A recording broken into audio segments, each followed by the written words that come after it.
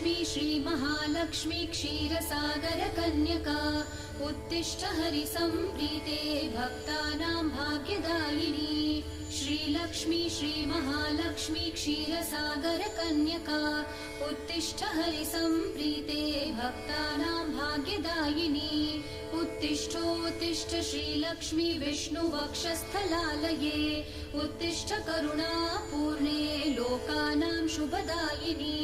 उत्तिष्ठोत्तिष्ठ श्रीलक्ष्मी विष्णुवक्षस्थलालये उत्तिष्ठ करुणापूर्णे लोकानां शुभदायिनी।